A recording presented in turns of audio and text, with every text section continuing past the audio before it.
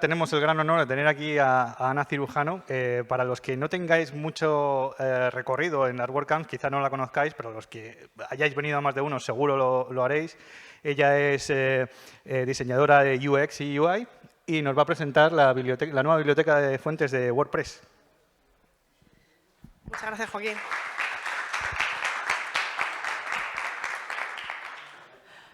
Arratsalde on guztioi, eskerrik asko ona etortzeagatik eta hitzaldi hau asko disfrutatza espero dut.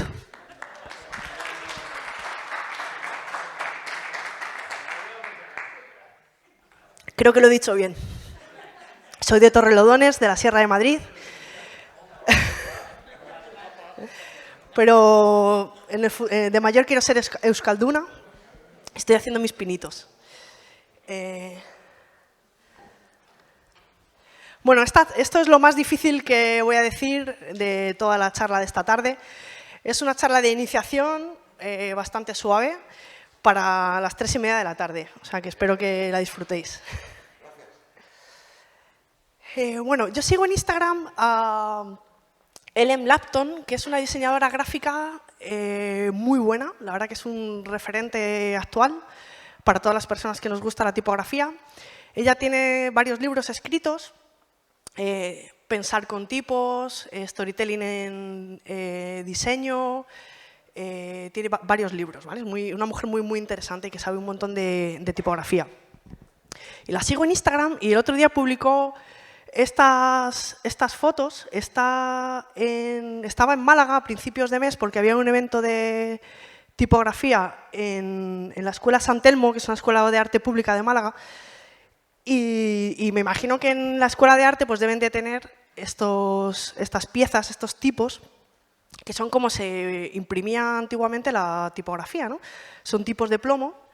Y a la izquierda tenemos el 8 puntos, ¿no? El tamaño de 8 puntos de la tipografía Futura. La tipografía Futura es una tipografía del 1927, que lo he mirado antes. Futura. 1927, eso, ¿no? Pues se llevó mucho a mediados del siglo XX, tipografía geométrica, ¿no? Tenemos de Paul Renner, ¿vale? La de 8 puntos a la izquierda y la de 36 puntos a la derecha.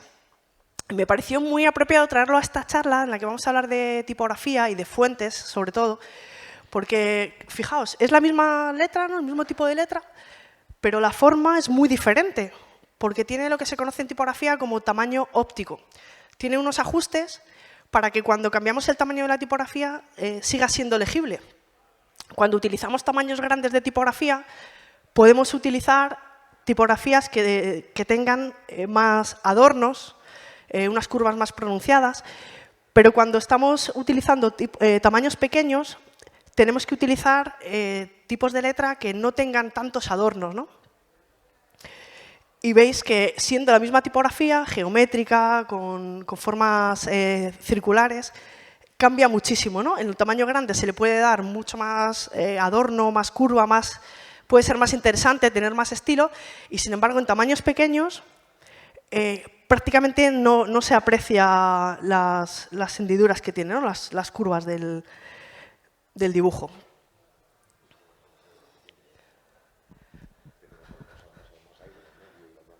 Tiene más aire, efectivamente, para que no se emplasten, ¿no?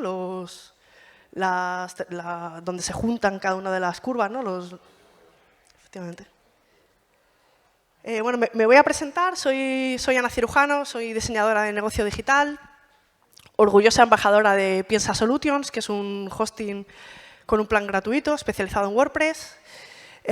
Soy cofundadora y diseñadora de Plugins, que es una herramienta que funciona con inteligencia artificial para encontrar y descubrir plugins de WordPress.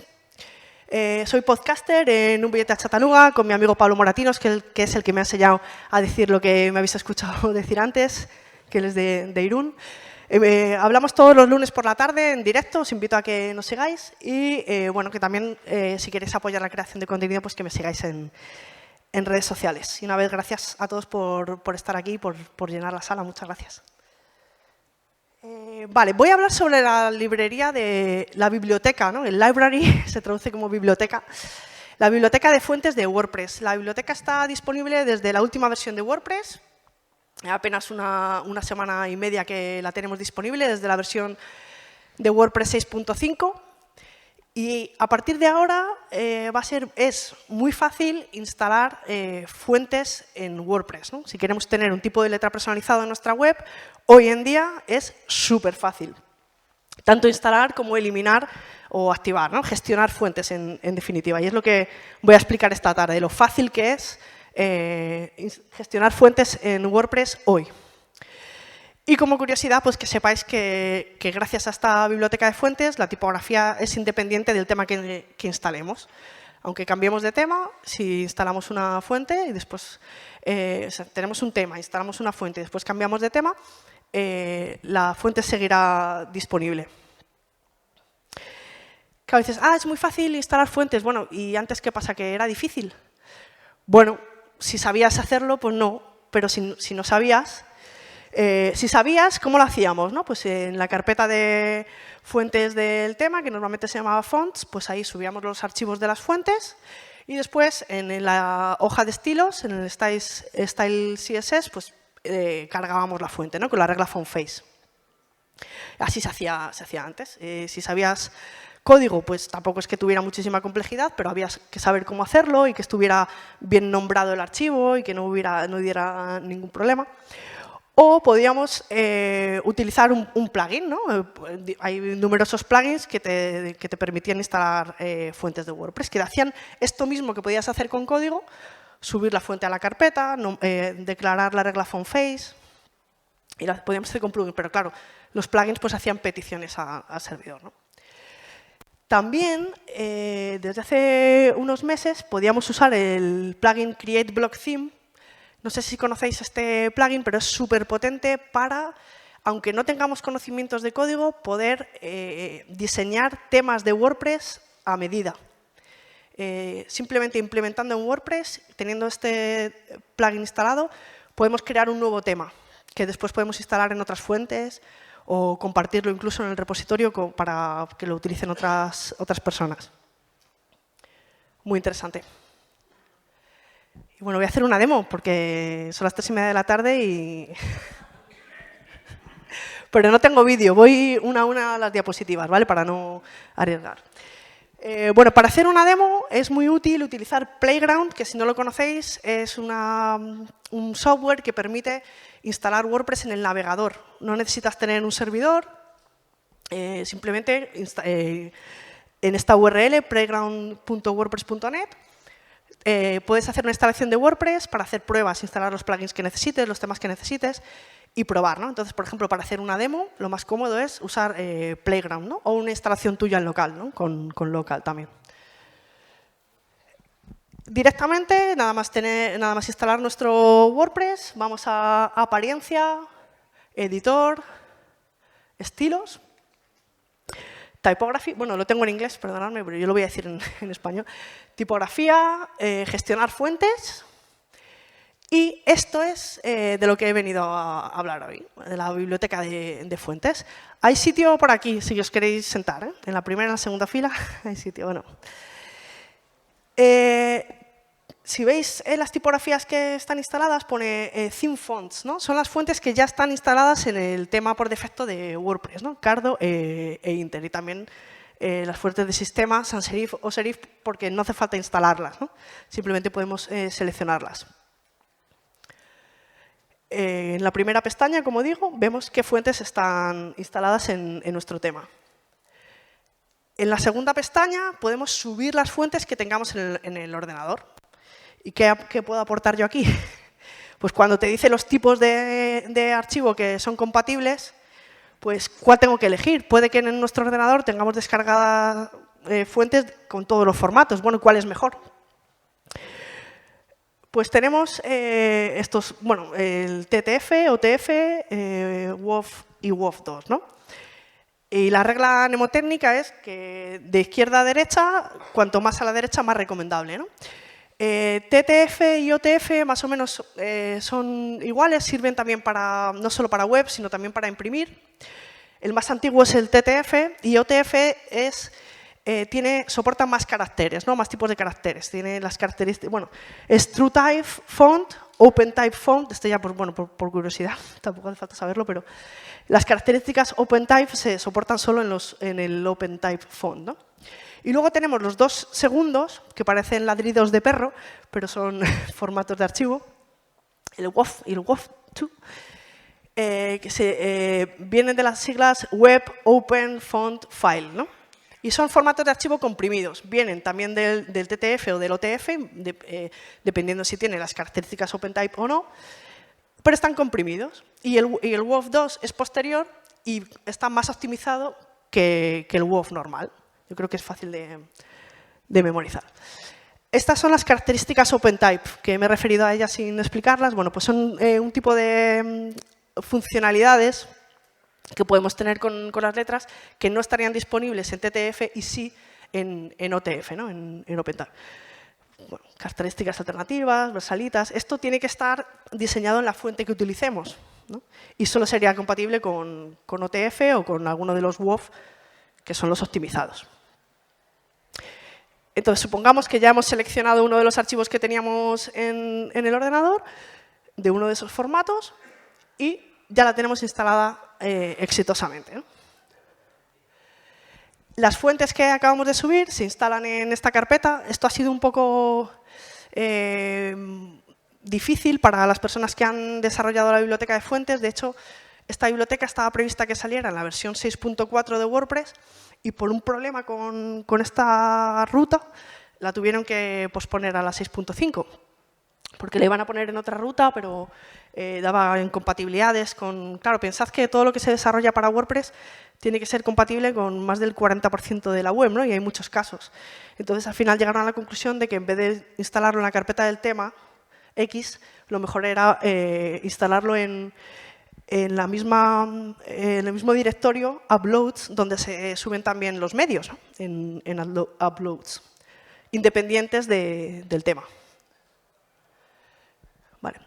La tercera pestaña nos permite instalar fuentes directamente desde Google Fonts. No tenemos que tenerlas instaladas en nuestro ordenador, sino que directamente damos permiso a nuestra web para que se conecte con Google Fonts y podemos elegir la fuente que queramos.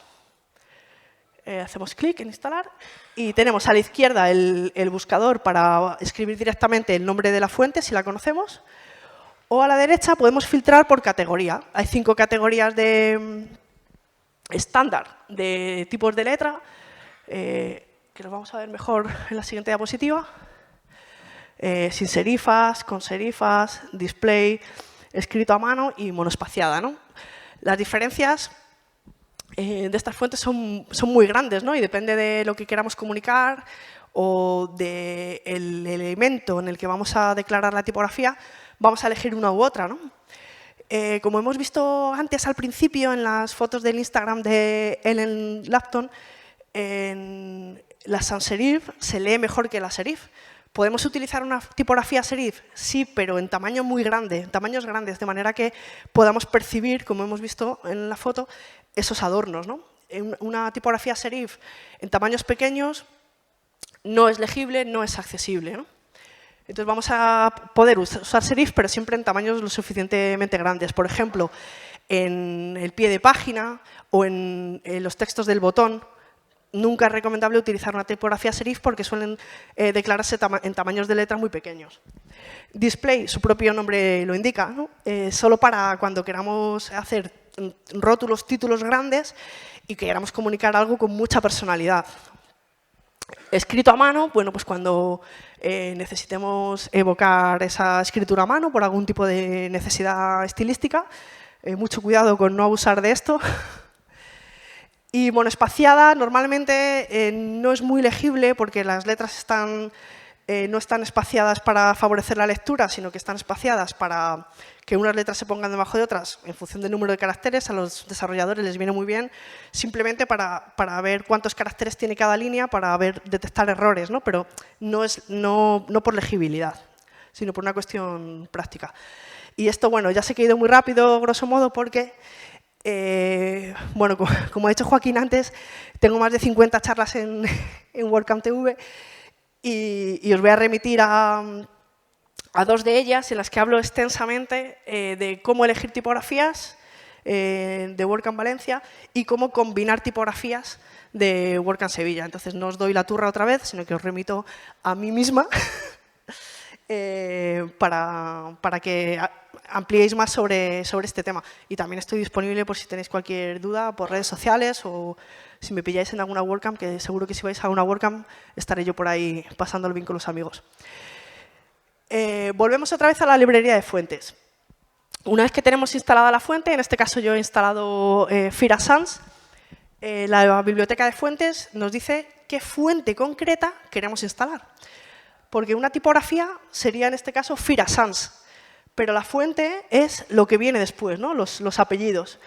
Después nos dice el peso que queremos instalar y si queremos que sea normal o cursiva, en este caso, ¿no? Entonces, claro, hay un montón de fuentes distintas. ¿Qué hacemos con esto, no? Fijaos todo lo que trae la tipografía Fira Sans si conectamos con Google Fonts, ¿no? Lo que tenemos disponible gratuitamente en Google Fonts. Vemos todo esto y decimos, bueno, ¿y qué instalo? Pues vamos a ver si puedo ayudaros un poco para tomar esta decisión de diseño. Esto es un ejemplo, por ejemplo, para que os despertéis. Ana, no repitas.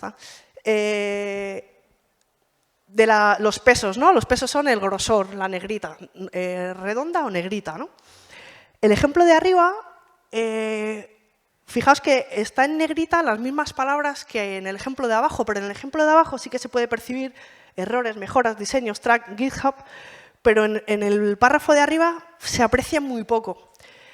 Entonces, lo suyo es hacer pruebas, porque además en diseño todo depende del contexto, todo depende de lo que queramos en ese momento, tenemos que hacer pruebas y verlo. No vale que yo os diga utilizar 300 combinado con 600 y 500 combinado con 900. No, depende de la tipografía. Cada tipografía tiene un dibujo. 400 en una tipografía significa una cosa y 600 significa otra. Entonces, lo que hay que hacer es hacer pruebas, ¿no? Entonces, si seleccionamos un peso para redonda, tenemos que ver si efectivamente el peso que le hemos elegido para la negrita contrasta lo suficiente. Que no contraste mucho, pero que contraste suficientemente, ¿no? Que se pueda distinguir perfectamente. Y aprovecho esta frase para recordaros que mañana tenemos el Contributor Day, que vamos a aprender cómo contribuir a mejorar WordPress. Por si os apetece venir, yo estaré coordinando la mesa de diseño. Aquí vemos un poco mejor cómo se hacen las negritas de verdad. Porque no sé si sabéis que existen las falsas negritas. Falsas negritas. ¿Alguna vez os habrá pasado en una web que no está instalado a la fuente específica de negrita o de un peso 800 y, sin embargo, el navegador renderiza una negrita? Pero no es una negrita verdadera, es una negrita falsa. ¿Y en qué se diferencia? Pues acordaos de la foto del Instagram de Ellen, ¿no? Están dibujadas las negritas por la persona que ha diseñado la tipografía. Sin embargo, las de la izquierda, las falsas, están renderizadas automáticamente por el navegador. El navegador simplemente le da un poco más de grosor, pero no dibuja estilísticamente la forma, ¿no? Esta es la diferencia. Y con la cursiva pasa prácticamente lo mismo. Arriba tenemos una cursiva falsa y abajo tenemos una cursiva verdadera. ¿En qué se diferencian? Porque así a simple vista parecen iguales. Fijaos en la A y fijaos en la G. Y la F, muy bien. La A y la G tienen, arriba tienen dos lóbulos que se llaman y abajo solo tienen uno. Se lee mejor la de abajo que la de arriba, porque tiene cursivas verdaderas. Fijaos, ¿no? Aquí sí que se ve muy claramente lo que es una cursiva que imita a la escritura a mano verdadera, a lo que es una cursiva falsa que simplemente inclina unos grados la tipografía y ya está, ¿no? Entonces, ahora ya tenemos cierto criterio para poder elegir, ¿no? Y en este caso tenemos que tener muy en cuenta la performance, ¿no? La velocidad de carga de la web. ¿Hasta qué punto es importante ofrecer una experiencia de usuario optimizada y una buena lectura? utilizando negritas y cursivas verdaderas, o hasta qué punto necesitamos favorecer la performance, ¿no? Esto con fuentes variables no pasaría, porque las fuentes variables es un único archivo para todos los estilos, pero si utilizamos un archivo para cada fuente diferente, tenemos que pensar en que estamos haciendo una petición por cada archivo y que cada archivo pesa pues, lo que pesaría una foto, ¿no? Más o menos. En este caso, pues, bueno, seleccionamos dos normales y dos cursivas, cada una para su peso normal y negrita, y ya. Y con esto estaría, ¿no? No hace falta seleccionar las 18 fuentes que se van a cargar en nuestra web. Como os decía, podemos probar y eliminar la que no vayamos a usar. De todas formas, con la biblioteca de fuentes solo se carga la fuente en la página en la que se use. Si en una página no hay una negrita, no se va a cargar en el navegador del usuario. Vale, una vez que ya tenemos instalada nuestra tipografía con sus 4 fuentes, en el menú de la derecha la podemos seleccionar para cada uno de los estilos, ¿no? Vemos abajo que pone elementos, textos, enlaces, encabezados, pies de página, no, pies de foto, perdón, botones. Entonces podemos ir seleccionando qué tipografía queremos para cada uno de los elementos. Esto ya es el editor de bloques, ya no es la biblioteca de fuentes, ¿no? Aquí tenemos para seleccionar los ajustes tipográficos que necesitemos para cada elemento. Y también, bueno, pues para terminar esta charla quería comentar que los desarrolladores también pueden, y desarrolladoras, también pueden registrar sus propias colecciones de fuentes en sus temas. Le he dicho que no había traído código, pero el código está disponible en la web de WordPress, ¿vale? Pero solo que sepáis, ya lo miráis en casa, que sepáis que podéis registrar, veis que hay una cuarta opción, ¿no? Había 3 pestañas, ahora hay 4, porque podemos registrar a través del archivo JSON, theme.json, colecciones de fuentes que queramos que estén instalados en el tema. Incluso podemos instalar varias, ¿no? Las pestañas que den. No sé cómo resolverá el equipo de diseño cuando instalemos 50. Me imagino que habrá un slider ahí o algo así para que podamos. Pero son pestañas con distintas colecciones de fuentes que dejamos disponibles para que el usuario administrador seleccione en el tema que hemos creado la fuente que quiera. Y eskerrik asko, espero que haya quedado tiempo para preguntas.